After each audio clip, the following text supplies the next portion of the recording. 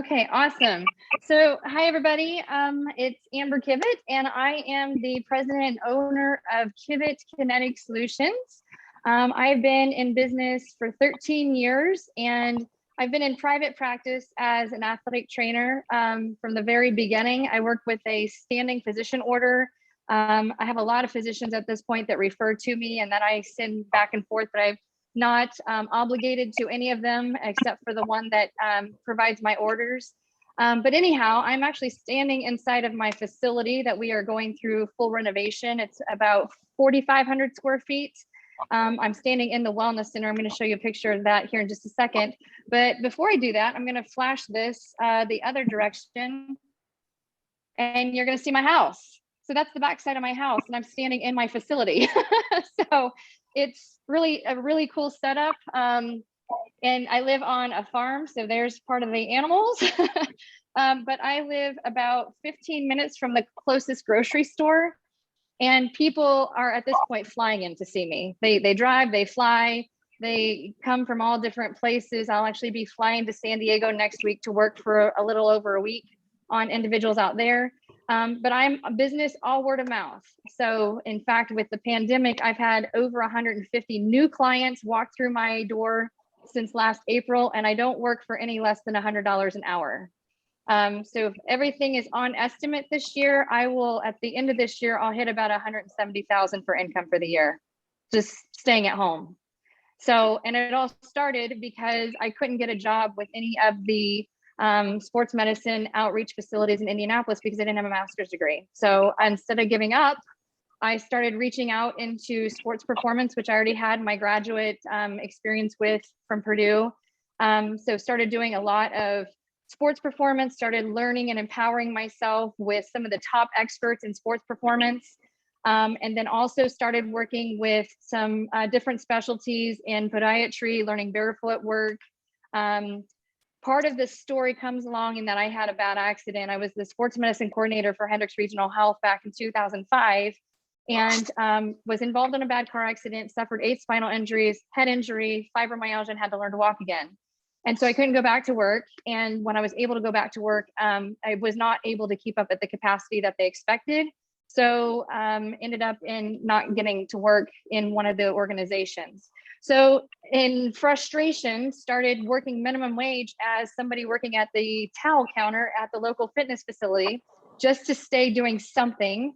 So making like $7 an hour at the time. And I started observing what other personal trainers were not doing with people and just the customer service that a lot of people were paying $60 an hour for and were not getting what they were really deserving to get. And then started making a plan to open my own business and working with specifically like the senior citizen population. And then that eventually worked out with athletes. And because of the facility I was located, they already had a sports performance director. So they would not let me work with athletes because it was a conflict of interest. So I really just focused in on getting comfortable with a variety of people, especially those that had special conditions, underlying issues, because a lot of the other personal trainers felt very uncomfortable working with them, and I thrived with those. So that led me to creating like this whole fitness empire, which really wasn't huge at the time. I was only maybe making $20,000 a year doing that. And then I stayed at home having a child, and people started asking me to open my garage to, opening up to a service. And so I'm actually standing in what used to be my living room and kitchen in a finished out pole barn. So everybody's starting to build barn houses right now in our area. And we built the first barn house about 25 years ago. Lived here for 17 years and then built the 6,000 square foot dream home next door because my business got so big so fast. So this is kind of what has led me up to where I'm at now. And I've just, I think one of the most exciting things for me is I've been able to create awareness in my community as well as across the globe as to what a personal trainer does and what a certified athletic trainer does. And something that's been very exciting for me in the last year is taking a spokesmanship role for LifePro. And when they started their brochures, this is the first brochure that they created with their platforms. And on this first page, it talks about ACL reconstruction and it talks about personal trainers right here. And so I got a phone call from our CEO, and he asked me if I was the same person as a kinesiologist, because Pop Sugar was wanting to do a magazine article, and they had an in-house PT that they wanted to interview a physical therapist.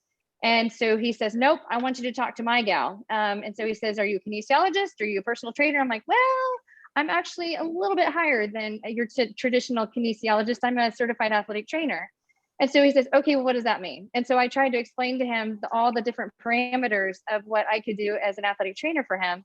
And so now our new brochures have the athletic trainer on the top line with physical therapists and chiropractors.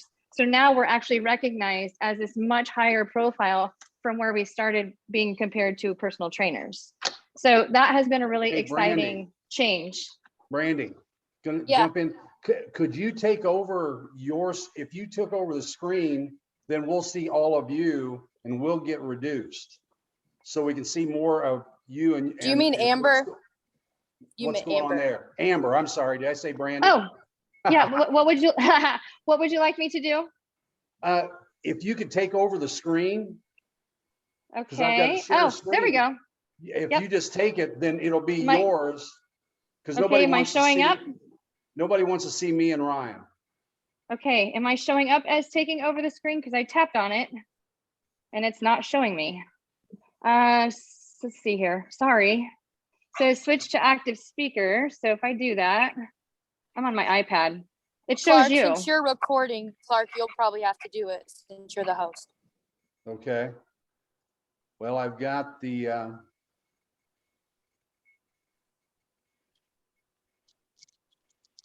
so I'm not sure how I switch it at this point, Brandy or Amber.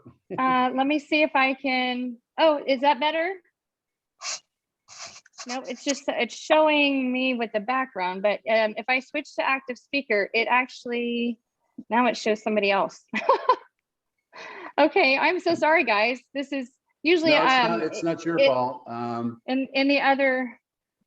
In the other stuff I've done, they just throw me on as like the spotlight, but I don't know if I have control to do that here. Yeah, Clark, I think if you did speaker view on your side, just like she's doing on hers, it would make her bigger when she talks. Yeah, but everything's fine on my end. Yeah, I'm on my phone, so I don't know what to look at for the computer. Okay. Okay, so we keep going until we can get it troubleshooted. Anyhow, long there story we short, go. I ended up. Are we good now? Okay. Anyhow, I ended up doing an interview for Pop Sugar magazine, and they have like 23 million followers. And I was featured in a magazine as an expert for massage gun application. And I started working with massage guns about 3 years ago with Dr. Jason, the creator of Theragun. And so I have built this, I had already built my private practice. And then when I was brought in as an expert, as an athletic trainer to provide expert background information for some of these products, now I've been featured by Forbes magazine. I've been featured by Pop Sugar, by Prevention magazine. I've been on a podcast. I've been all over the place, and it's a lot of fun, but I truly enjoy working with my clients. I've been told I have the ability to be a YouTube superstar, that I can make lots of money doing that, but I do what I do because that's where my purpose is. I feel like that's where my calling is to actually work hands-on with clients as opposed to being a YouTube celebrity. I don't want to do that. So I'm going to take you on a tour about my facility here, because with the pandemic, my business got to going so fast, so big as soon as I got home from working with Rick Burkholder from the Kansas City Chiefs.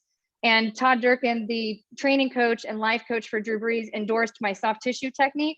So as soon as I got home, everything kind of blew up and got big. So we closed my facility down and renovated the entire facility with our own resources. I am completely debt-free with my facility with all the renovations that have happened. And now I'm hiring, I restructured as an S corporation, LLC, and now I'm hiring actual employees and athletic trainers full-time. So it's exciting.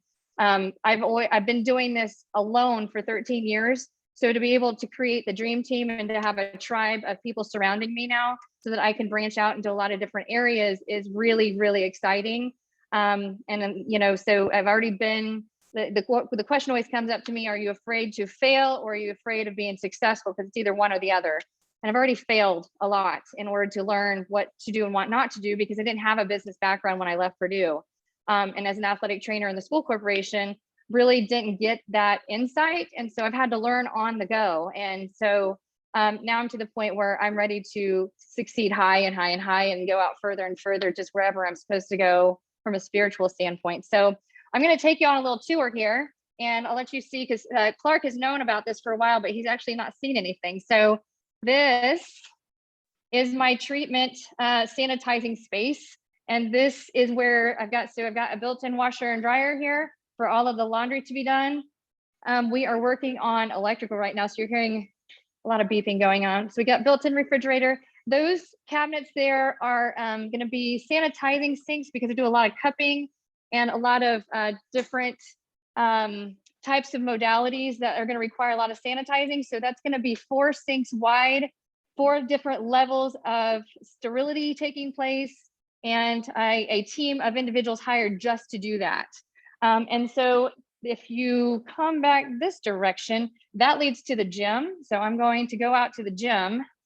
And like I said, my family's out here. There's my daughter. This is my gym. And it's got all custom indoor turf now. And we've got racks up, and it's kind of a mess because we're trying to restructure everything. But everything I have in this building is completely paid for through the last year. So we've got our branding. There's our Clark. There's our branding, Clark, and that's going up on the walls. So my husband's putting up some custom branding on the racks. So I've got my logo and my brand all over the place. So that's a lot of the marketing, as opposed to just being comfortable with the basics. We're actually branding these racks to being my own. And so we're able to do suspension training, TRX, rotator cuff with J-bands, core stability with, all different kinds of tools and resources. We've got a bathroom out here with sink. And so our check-in counter will be over here. And then over on this far corner is going to be, it's actually I've got a corporate sponsor in barefoot flooring that's patented. And it's created from one of the top podiatrists in the country. She is putting the flooring in here. We'll be one of the first regular facilities, not a professional sports facility, to have this flooring, but it's going over there in the corner. And so a lot of things going on here. That's my kiddo just doing her thing, but a lot of opportunity in this room. I've had a max of 53 people in this room at one time. So we're going back into the treatment center. And so this is going to be a whole new brand this is like the yin, where the yang was. This is the yin. And up on the stone wall will be my new brand, which is Kippers, K-I-P-R-S. And that is Kivett Instant Pain Relief Systems. And so along this wall is going to be all open treatment tables for people who are coming in on walk-ins for initial evaluations from sports injuries. Instead of going to the emergency room, they'll come in here and we'll do evaluations. And then if we need to refer them on to urgent care for x-ray or send them to a sports medicine physician, I refer all of my clients to Methodist Sports. I truly believe they're the best. And then, so we go down the hall, and then this first room on the left is a treatment room, a private treatment room for a massage therapist or an athletic trainer who is trained in soft tissue work, or physical therapists. So I've got physical therapists who have wanted to come in and work. So the story behind this room, you can see it's all Dr. Seuss. This was my daughter's nursery when we lived here, and I hand drew and hand painted this whole room. And it was my therapy for a while because I went through some PTSD from some abuse as a child. And so this was my therapy. And so when people found out the story behind this room, they said, you cannot paint over those walls. And so this is the happy room. This is what, brings peace to a lot of individuals who see it. And so we have a bathroom here with a full shower for those who want to shower before they go on to work or go on to the next sport, whatever they're going on. My office, which is sufficient for what I need. And then this is my treatment room, which is double the capacity of what I have now. So this will have a power high-low table. I'm actually having a table custom made by Comfort Craft, and Comfort Craft is the company that builds all of the treatment tables for the Orlando Magic. And like one treatment table is about $7,000, but my treatment kind of is founded using that table. And so most people come to see me because I am able to eliminate pain, especially from connective tissue, soft tissue.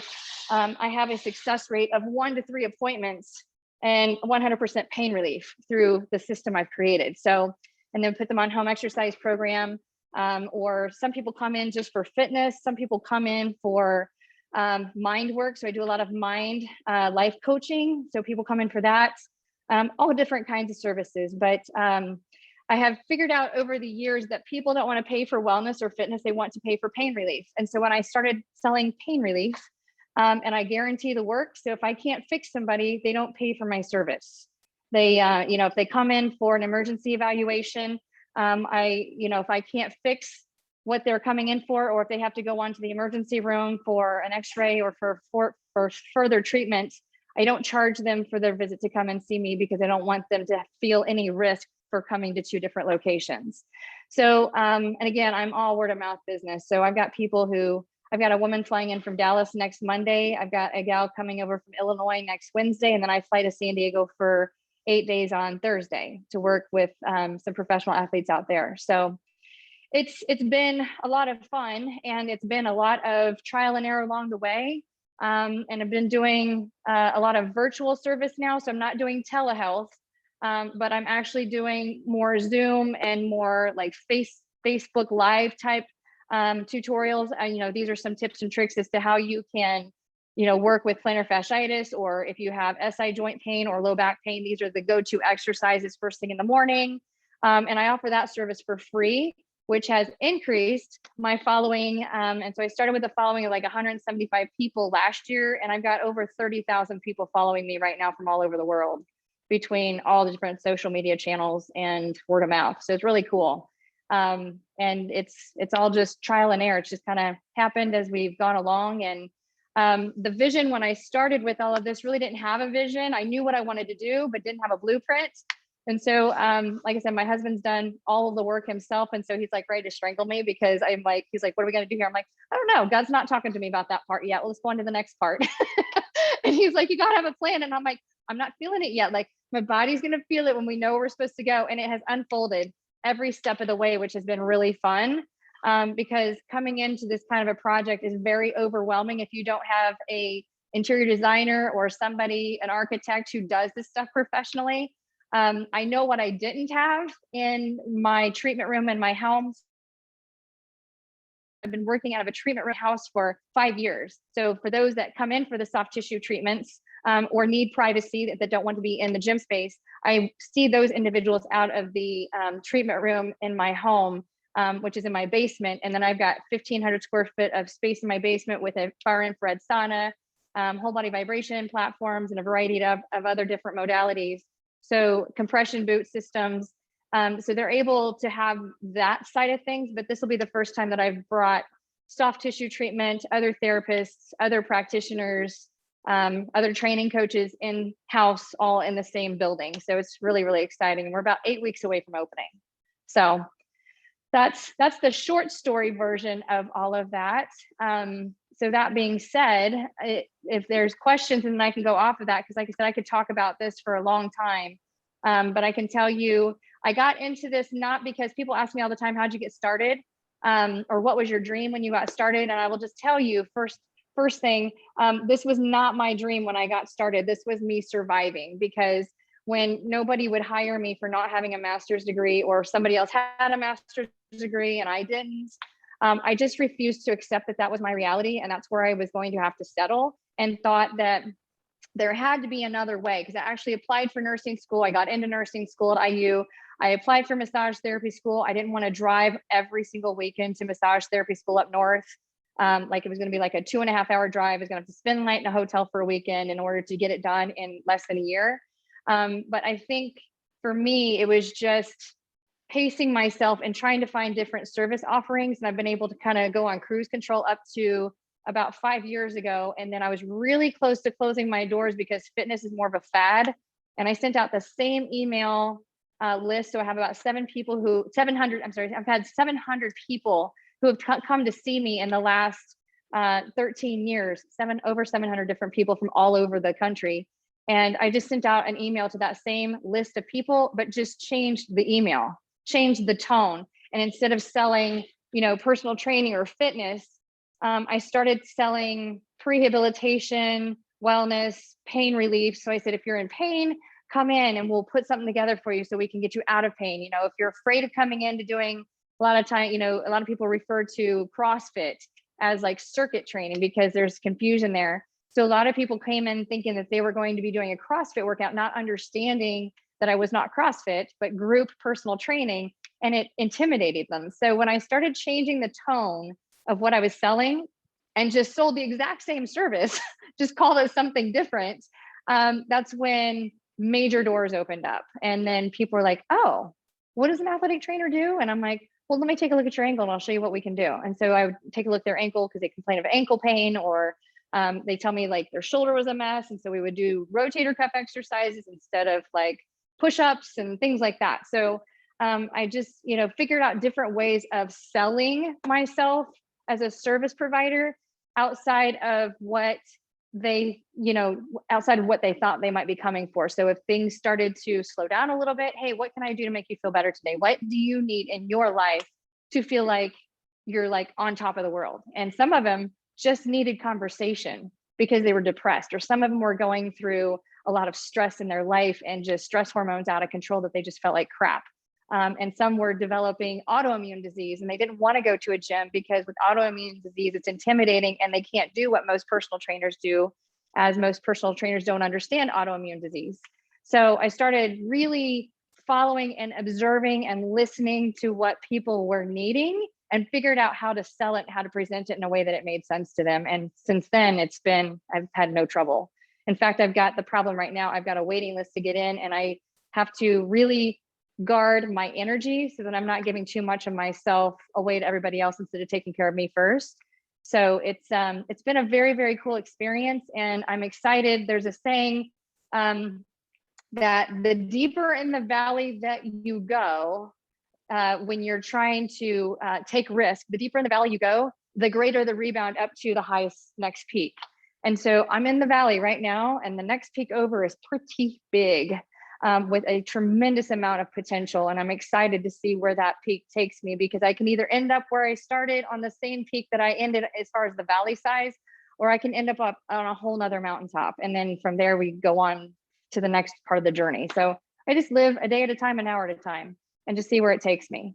So any questions? Amber, this is Ryan Galloy. Just, I guess, more of a general question. I mean, you have fascinating stuff you have going on there. I mean, that's really cool, and a little bit of a, I don't want to say, after hearing you, I don't want to say pipe dream of mine, but what you're doing. I mean, I've been in the traditional college and now high school setting, but what you're doing, I got out of the college setting for family reasons, because I got I don't want to travel anymore, and too much work for too little money, right? But Sure. And what would, I mean, what are some of the things initially? You said you failed a lot to learn all these things. For anybody that's kind of in that situation, maybe you were. I mean, I know I think we're probably relatively similar in age. You went through that early in your career, but if someone wanted to do what you want to do, or similar, or looking for something, again, just to help people and do what we do as athletic trainers, but to do it on our own terms, which is what you're doing. What, right. I guess I'm not trying to just ask for advice, but just thoughts for people that have been. Sure. Again, you started doing this when you were, early in your profession, but there's people, I mean, I know Troy Hirschman's on here, and he and I have talked about things like this, and we're longtime athletic trainers. What are some things that you would say? So Ryan, just out of curiosity, how old are you? I'm 43. Okay, so you and I are exact same age. Yeah. Just to give you some perspective, I was 27 years old when I got the spinal injuries and had to learn to walk again, and got fired from being sports coordinator because FMLA ran out. So for me to go back and to be able to prove to the organization that I used to work for that I was capable of working, and to try and go back, because it took me 2 years to walk again normal, and to try and go back into that environment, there was a lot of resistance on their end to want me to come back in. And so I ended up ultimately leaving after I went back part-time because I just was not happy there, and attempted to work for another high school. There was a head injury involved with an individual, and that was before a lot of the concussion laws were put into place. And I basically ripped it up a coach because I saw that he was playing an athlete that I had a medical note that she could not be playing, and it was an away game that I found out. They didn't like my conduct when it came to me letting him know that he was violating a lot of principles, and they fired me on the spot. And so from that point, and then I couldn't get a job anywhere else because of course they call for performance and reviews and references, and you know, you get one bad review, you're done. That's what happened. And so for me, I was very angry for a while, and I had to learn to not hold a grudge or to get myself down too much. It took me a while to get out of that hump, because I was just really frustrated with the profession. I was frustrated with those around me for not supporting me in the situation. And I really felt lost, but I knew I'd put so much time and energy into the work that I didn't want to just quit being an athletic trainer. So that would have been I would have been 30 when I started this business. And I started as a fitness professional before I started as an athletic trainer in this business, because being a fitness professional gave me the platform, after I developed that following of people, gave me the platform to provide them insight on what an athletic trainer really had the potential to do. The hard part about the whole business side of things is understanding how to organize your business. So understanding money. Fortunately, because I was working out of my garage at the time, which is now my gym, when I was working out of my garage, I didn't have a lot of overhead. And so those who get started in this business, or in any business for that matter, if you have to lease a facility and you have to pay insurance and you have to pay for equipment and you have to have employees and you've got all these different components that go into running a business, if you don't have that foundation and understanding all the different areas of running a business, that's the first place to start. Because I started charging too little for what I was doing. And it was fun for me and it was great money for me at the time, but I didn't have to provide for an entire family at that time. It was just my husband and I. And then for a while it was my husband and my daughter and I, and my daughter's now 10. So she would have been 3 when we started building into our new home. But I think for me, I learned marketing. There were a lot of failures in marketing, like just trying to figure out how to motivate people to coming in, because the fitness world, the sports performance world is very cutthroat and it's very, very competitive. And so if you don't know how to sell, and as an athletic trainer, you're not trying to sell, you're serving. You're trying to serve as an outreach provider for whatever organization has hired you in. You're not really trying to sell in your role, you're serving. And the downstream is you referring individuals into the hospital or whomever to make money from the other services. Because what you're charging as an athletic trainer in a high school is really not paying for, you know, the business side of things for an organization. So for me, I had to figure out if I was going to charge $20 an hour to work in private practice, it was not going to carry me, because you end up in paying a much higher tax rate on your income when you are working for yourself than if you are working for an organization. So understanding taxing, understanding, having an accountant on hand to help pull out, like, if I go out of town, I'm going to, I have to use those for expenses if I can make it known that that's what I'm doing within my business. Anything and everything. So supplies, just there's a lot that goes into keeping a quote unquote balance sheet. So incoming business versus outgoing expenses.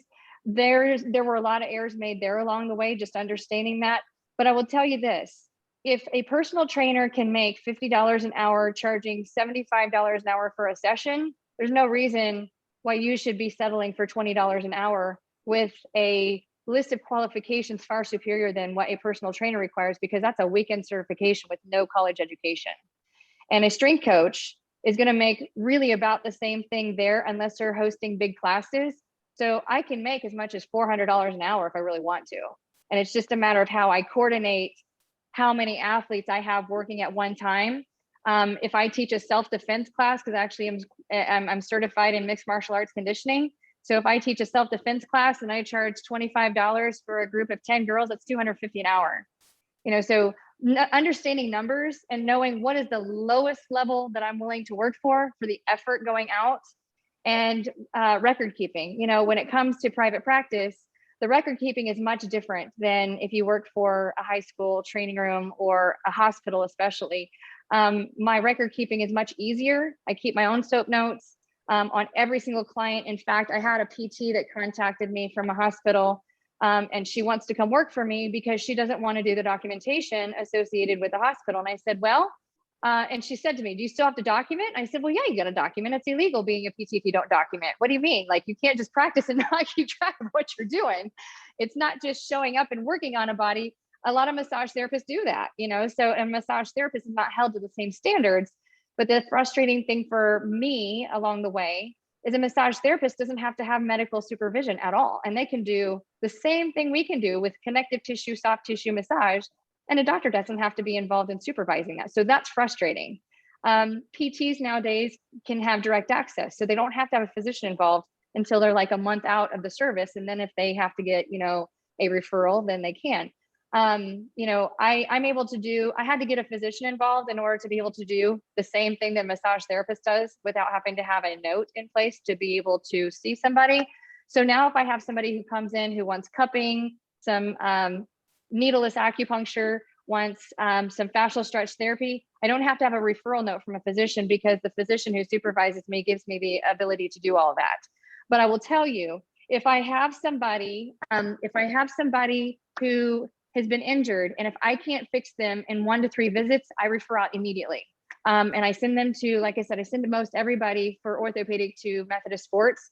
So Dr. Alvey is my go-to guy there. And because it's funny, I started referring to him, but he had never met me. And so it was word of mouth. Like, I'm sending in all these people, and he's like, who is this Amber girl that's sending all these people to me? And then I got hurt and I thought I broke my foot. So I went in and met him and said, okay, Dr. Alvey, I need you to fix my foot. Like, I need to know x-ray, walking boot, yay or nay. He's like, so you're the one who's been referring everybody to me. So now it's funny because with the pandemic, they control who can come into the clinic and who can't. So now when my clients contact them for a virtual visit, he'll say, well, have you already seen Amber? Well, yeah, I've already seen Amber. Well, what does she say? And they'll say, okay, well, we're going to go with what she says because my accuracy in referring people into him with what I think is going on, to get the confirmation from him that that's what we're really dealing with, and to get the continued order to do the rehab for that individual if I have the time to do it. We have developed this trust, but he's not on my standing order. I just know if I send people into him, he knows what I'm doing. He knows what I'm offering. There's no partnership there. I just do it because I want my people to have the best, and he believes in me. So he's going to send it right back to me. I have a podiatrist that I refer to back and forth now. I've got chiropractors who are referring back and forth. So it's been really cool, but it's the challenge is the numbers, understanding the numbers and understanding the timing. Thank you. Hey, Amber. Yes, sir. Yeah, so Brandy had sent in a question. She would like to know, how do you manage your growth, and when, and decide when to say no and when to say yes to opportunities? Good question. My AirPods are going dead, so I might have to talk with you without the AirPods. Yeah, so Brandy, when it comes to individuals who contact me, I work with all age groups. Anybody, the youngest participant has been 6, the oldest has been 90. Individuals who have rotator cuff issues or a frozen shoulder, if I try and persuade those individuals to go to coordinated physical therapy first, because I know with a frozen shoulder, they're going to need far more time with a physical therapist with insurance than what I can provide them. I don't want to provide 12 visits a month to somebody for PT purposes. Like I said, most of my clients, they're in and out in 1 to 3 visits, and then they're off and on their way. For individuals who don't want to get better. I actually canceled on a client earlier in this week because I myself was strained with I was just exhausted. I had a kink in my neck and shoulder. I had to recover, and I just didn't have the energy to put the body work into that individual. And the individual really was not strong with doing the exercises that I asked them to do. And so they were just relying on coming back to me every 3 to 4 weeks for me to just refresh, to take away their pain, but didn't want to put the work in on their time. I thrive spiritually off of giving somebody their life back. So he or she who has good health has 1,000 dreams. He or she who doesn't only has one. And there are a lot of people out there who only have one dream, and that's to be pain-free and healthy. And so for the individuals who don't want to get better and they're using me as a crutch just to get through from month to month, but don't want to do the other things in life to make their life better, I let those people go after about the 4th month if they're not doing what I asked them to do. And it's really easy to tell if those individuals are doing what they're supposed to do, because after learning how to walk again and learning how to refire your pelvic floor when nothing else works, you know how much time goes into some of the worst cases. And I'm a very, very effective communicator. Those individuals are not doing their exercises. And if they have to think about telling me how long they're using to do those exercises, if they have to think about it, they're not doing them. So I let individuals go who are not complying with their effort. And for the individuals who really need in, I prioritize that no matter what. So I have some clients who don't leave my home until 11 o'clock at night. I've got some clients who come in at 8 a.m. I've got some semi-professional baseball players that have left my home at 1 o'clock in the morning because their schedules are so crazy. The only time I can get them in is at 11 o'clock at night. And I know I'm going to need 2 hours to work on them so that they can start in the baseball game the next evening, but they've got time to refresh the next morning. So I'm very careful how to pace my energy week to week. And my schedule is so up and down by appointment only that I listen to my body and how much I can handle, and I adjust my schedule accordingly to whatever I need to. I think when it comes to energy and knowing who to bring in and who to let go of, I have individuals who bring negative energy and I fire them very fast. I haven't had to fire too many clients, but the ones who don't bring if they're negative Nancy, I've never had anybody question any kind of a service that I've done. They've never said, oh, you're not able to fix me, you're not doing your job. But when they come in and they unload nonstop baggage about what's going wrong in their life, and I know that they're not doing anything to help themselves from a mindset standpoint, not even from a physical standpoint, but a mindset, if they're not willing to put in the effort of getting better mind, body, and spirit, I will prioritize bringing in somebody who is willing to try, because that individual's success is going to bring in more numbers. And the individual who continues to come in, who's bringing baggage, who doesn't want to get better, and who's using their pain as an excuse for attention, they're not going to talk. They just want my attention. So I'm really, I'm not guarded by any means, but I can tell who those people are after a while. And I carefully let them know that they have a choice to make. I've had some youth athletes who are teenagers that they just love to come in because they love being in the room. When I've got the 3-ring circus going on all at the same time, and that's truthfully what it is, it's very similar to your athletic training room. But I've got like 15 to 20 people like going around doing different things, and it's a 3-ring circus. Some people just thrive by being in the room because they're bouncing off the other energy from other people, and they just love to be in the room. Some individuals think that they have to be injured in order to be in the room, as opposed to just coming and hanging out, So when the individuals who are coming up with phantom injuries to being in the room, after a while, I just let them know, hey, either you're going to get better or you're not. I've done everything I know to do to help you. So you either need to try physical therapy, or you need to try a physician visit, or we need to start processing the mindset because it's in your head. And so when we exhaust the other options, when we go to PT and we go through the physician route and everything comes back normal, then I start doing the mindset work. And I just let them know, hey, if you're not going to want to get better because you want to be here all the time, you don't have to be hurt to come in, and then when I throw them that carrot, they magically get better.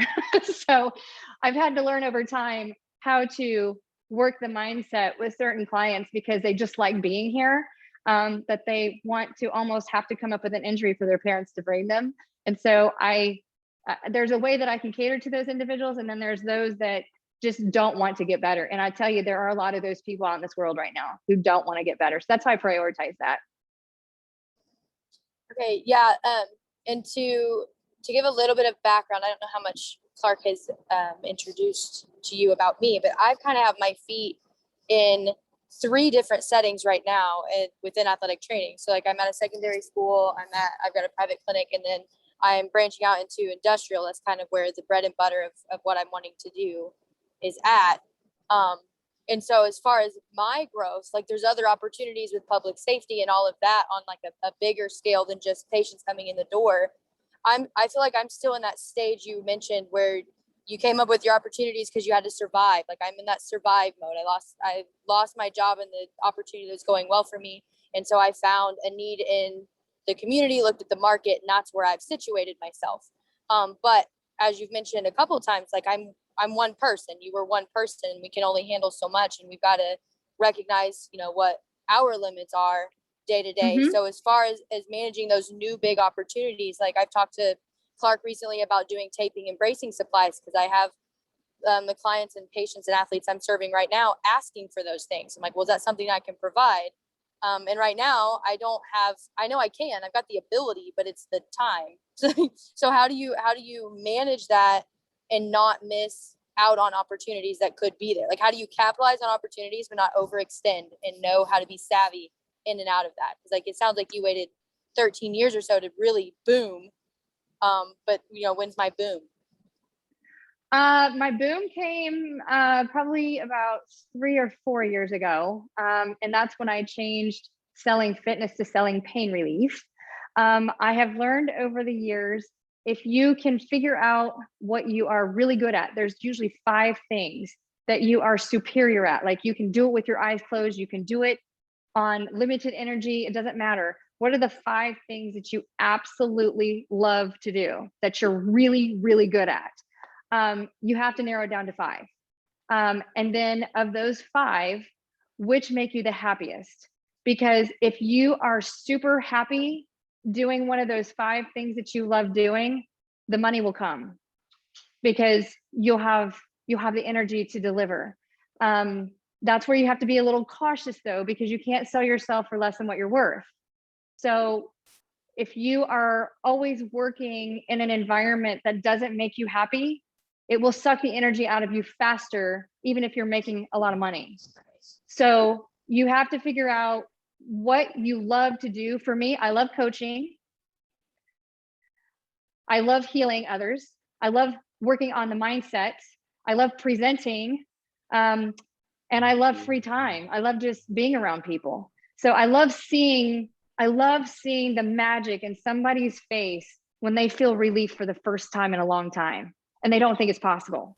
So those are the 5 things that I absolutely love to do. And I figure out a way to sell those 5 things I love to do somehow or another. So in your area, because I did industrial medicine, I used to do the occupational industrial for FedEx at the airport back in 2003. I worked for Marge Albaum and Ortho Indy and doing cast tech, orthopedic technology work. And then I worked for, back then before it was ATI, I used to do the outreach for the employees at FedEx. And then from there, I used to do outreach for the truck drivers for Subway and Burger King, doing ergonomics and teaching them how to lift properly and doing injury evaluations on their trucks. So I've done all that too. I found out the more administrative red tape that was in position, the more I hated my job. Because exactly. I couldn't actually do what I love to do, which is the service side of things. Because I was doing all of the administrative crap that sucks the life out of you. And so I got away from some of those activities with it when it comes to public service. Is that working for police and firefighters, or what is that working for? When you refer to public service opportunities, what is that referring to? Yeah, police officers. My husband's a police officer, so I've kind of got an in with county that I'm trying to pursue. I have a strong following. I work on a ton of firefighters and police officers because they carry a lot of emotional baggage. And They are physically in pain because fascia and connective tissue carries emotion and pain 10 times greater than a nerve or a muscle. So if you can deal with their mindset and teach them coping strategies for the emotional trauma that they see on a daily basis, that is a whole new avenue. And they can use their HSA to pay for your services to do that. Yes, that was a question I had in the beginning of my private practice, because I'm all cash based and everyone always asks, do you do insurance? And my answer is always no, Yeah. but you can use your HSA. Yep. So last month, to give you Cool. some perspective, I was on spring break for a week last month, and I still managed to make $9,000 just in HSA over 3 weeks. That doesn't include cash. That's just HSA. Yeah. And some of that, I worked with a client this morning for 3 hours. I just sat and talked to him. He sat across my treatment table and we life coached. He has chronic pain. He was in an accident several years ago in which it was a situation. He had his best friend in the back seat, and his best friend was high on ecstasy, and he fell asleep at the wheel. He was not intoxicated. He just fell asleep at the wheel, flipped his vehicle and killed his best friend, did prison time for involuntary manslaughter, and then comes to me with chronic pain after he's been out of prison for a while. But it was the anniversary. It was the 20-year anniversary of the accident, and he was in severe pain. And I knew about the accident. And so when he came in to talk to me, I said, okay, dude, like, you got a lot of baggage you got to unload on me. Like, you just got to tell me what's going on. No judgment. Everything stays right here. And so he broke down into tears. He was afraid to talk to anybody else about it. His own kids, he's got 4 kids. None of his 4 kids knew that he had been in this accident. None of them knew that he had done jail time because he did it all before he had kids. But he's got a felony, so he can't go to his kids' school events because they do background checks on everybody. So he came up with all these reasons as to why he couldn't be around his kids. And so his kids thought that he was trying to avoid being around them. So I told him, like, you got to come to terms. You got to talk to your kids and tell them what's going on. And I'm going to be there to hold your hand to do it with you. And then we're going to turn your life, because right now your legacy is you're a murderer. We have to turn your life around and turn you into a hero. So him becoming a hero, now he's going to be a guest speaker in empowering kids and adults not to do certain things because there are consequences with that. And if he can just change one person from being able to do that, now he has saved a life instead of taking a life. And then if we can coordinate a baseball tournament for his best friend who used to love to play baseball to fund a scholarship for somebody to go off to college who remains alcohol and drug free through high school, that's a whole nother opportunity for a new legacy. So I have put all of these visions into his mind from talking to him from a different perspective. And he paid me $400 today for 3.5 hours to do that. But there's a need for that because mental health right now is a disaster, and there's not enough counselors or life coaches to talk with these individuals, and they're not going to get better until they have somewhere to talk to. We are qualified to do that. And there, we have taken sports psychology classes. You don't have to be a certified athletic trainer to be a life coach to somebody, but you can charge for your time because your time is worth something. So for a lot of those public health professionals, they just need somebody to teach them how to manage their time and manage their emotions. And it's a very easy process. I was going to write a book last year on how to do that, and it fell off my radar because I got so stretched with other opportunities. As you mentioned, how do you know what to do, what not to do? You go with where your heart tells you to go. Like, there will be at some point that your spirit and your soul tells you, it pulls you in a certain direction. And you've got a lot of people are afraid to take the dive, take the leap of faith that it's going to happen. And as long as you are 100% confident in what you do, you will succeed in what you do.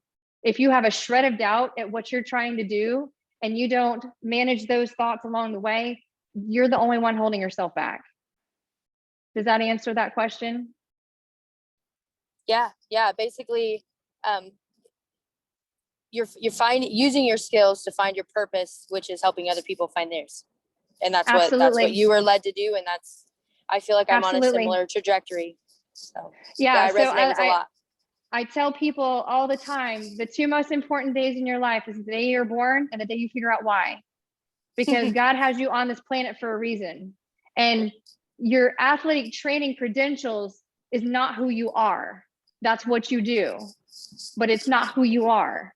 it gives you the platform and the opportunity to figure out what you're meant to do. And that's how I serve my purpose, is showing the world through my qualifications within my scope of practice, this is what I can do for you.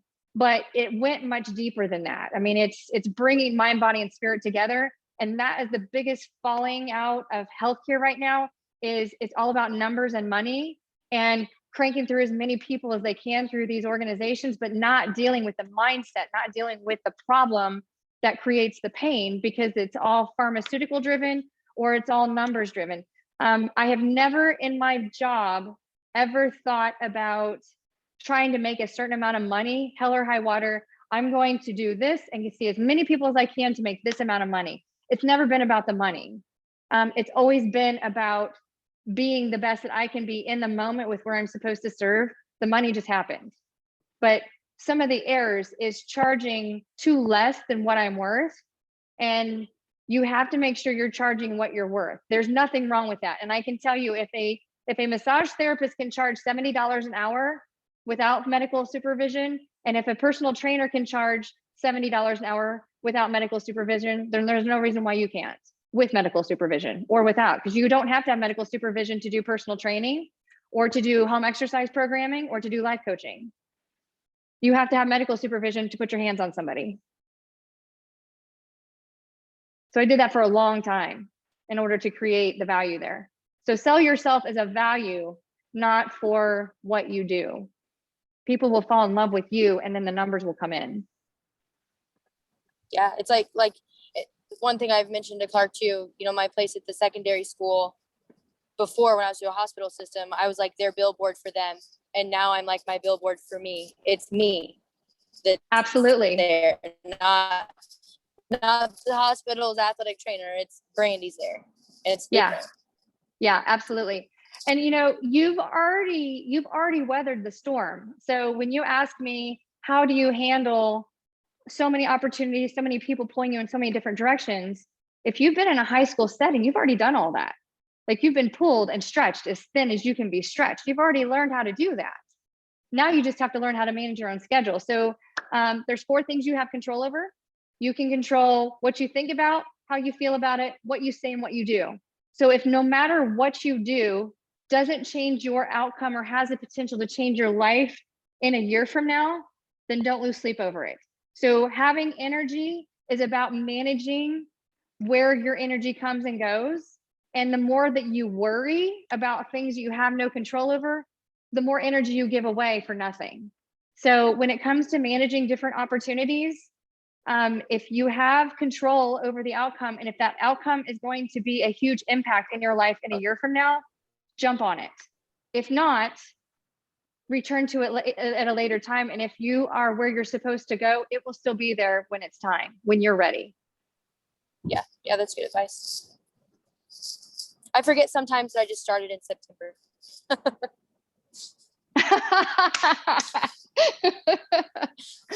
There's I don't know if you guys are going to be at the IATA meeting, but I've got a really cool activity that will help you with some of those decision-making powers, but I don't want to spoil it.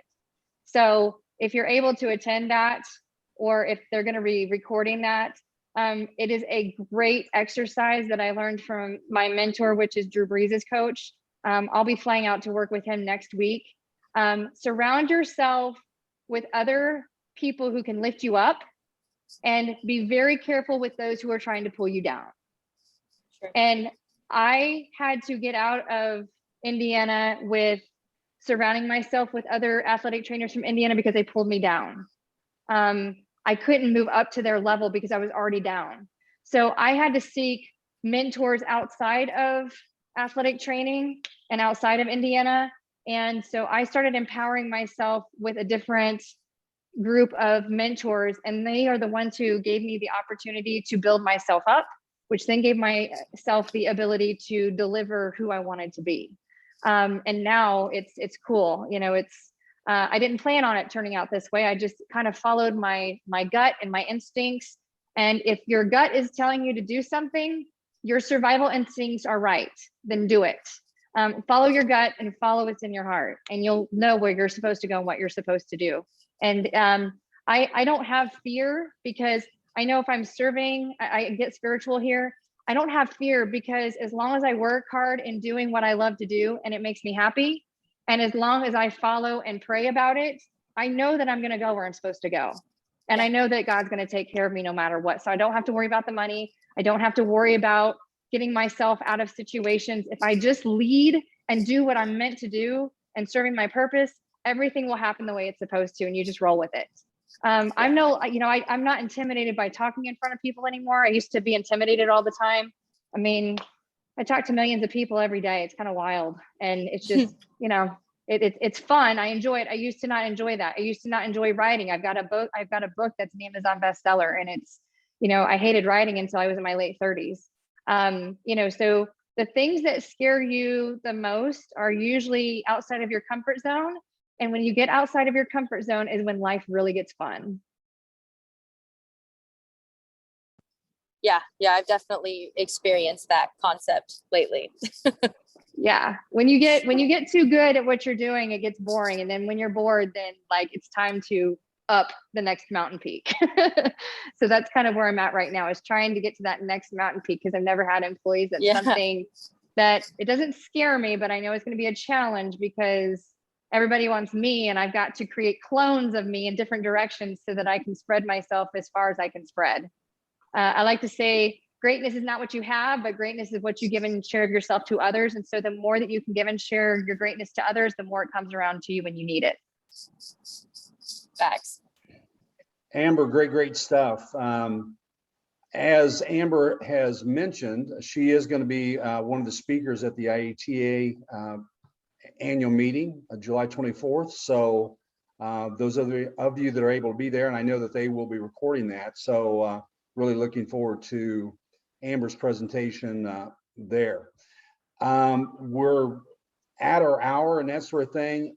Does anybody else have any comments or questions for Amber, just to wrap it up?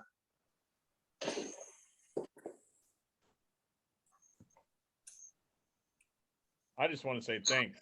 I really enjoyed listening to you talk about what you've done and what you're doing, and lots of good advice. I've been writing stuff down, so I just really appreciate it.